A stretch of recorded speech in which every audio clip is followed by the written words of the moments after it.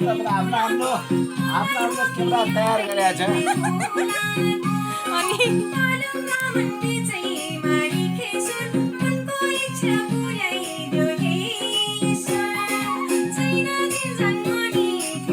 शर्मिला वैमाको शब्द सङ्गीतमा उहाँ नै हो। शर्मिला वैमा धेरै मिठो शब्द सङ्गीत गर्नुभएको छ।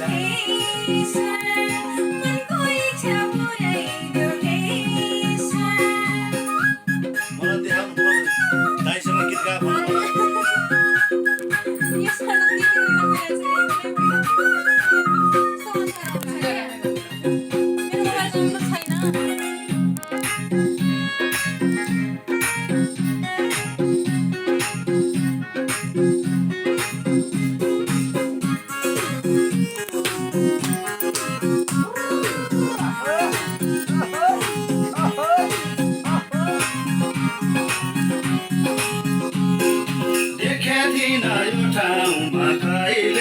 हजुरलाई नै बोलाएको मैले पालौँ दामन बिचै मारी खेसोर मनको इच्छा पुऱ्याइदेऊ हे ईश्वर देखे थिइन यो ठाउँमा कहिले हजुरलाई नै बोलाएको मैले पालौँ दामन बिचै मारी खेसोर मनको इच्छा पुऱ्याइदेऊ हे ईश्वर मनको इच्छा पुऱ्याइदेऊ हे ईश्वर